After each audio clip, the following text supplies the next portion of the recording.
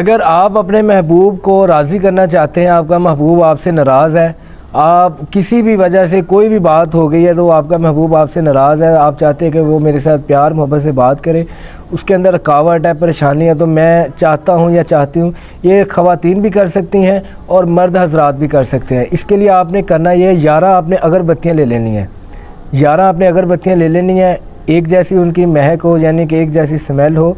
आपने सामने रख कर अव्वल आखिर दुरूद पाक आपने 7 मरतबा पढ़ लेना, दुरूद इब्राहीम, ठीक है। अगर उसकी आपके महबूब की तस्वीर आपके सामने हो, सामने रख के आपने अगरबत्तियों के ऊपर पढ़ना है या बुद्धू हो, या बुद्धू हो 798 मरतबा आपने पढ़ना है।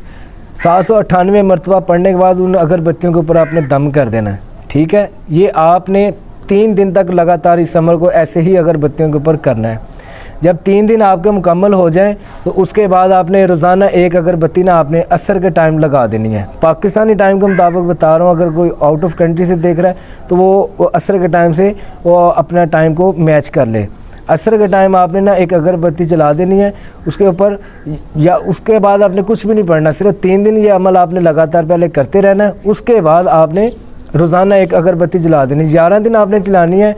तो कहते ये हैं कि 6-7 दिन के बाद ना इंशाअल्लाह ताला आपका महबूब आपसे बात भी करने लग जाएगा, आपसे मोहब्बत भी करने लग जाएगा। ये उन लोगों के लिए जो जायज़ रिश्ता रखना चाहते हैं, जो जायज़ जो चाहते कहते हैं कि मैंने भाई इससे शादी करनी है, चाहे वो लड़की है चाहे वो लड़का है। ये बहुत ही अमल ज़बरदस्त है। तो आपने इस अमल की जो सी इजाज़त है, वीडियो को आपने लाइक करना है, कमेंट बॉक्स में या अल्लाह या मोहम्मद लिख देना है, और हो सके तो अपने दूसरे बहन भाइयों तक भी इस पैगाम को लाजमी शेयर करना है, ताकि ये जो से अमलियात होते हैं ये 100% ओरिजिनल होते हैं। इनके ऊपर बहुत ज़्यादा मेहनत होती है, किताबी अमल नहीं होता है। इस वजह से किसी और का भी भला हो जाएगा। दुआओं की दरख्वास्त है। अस्सलाम वालेकुम।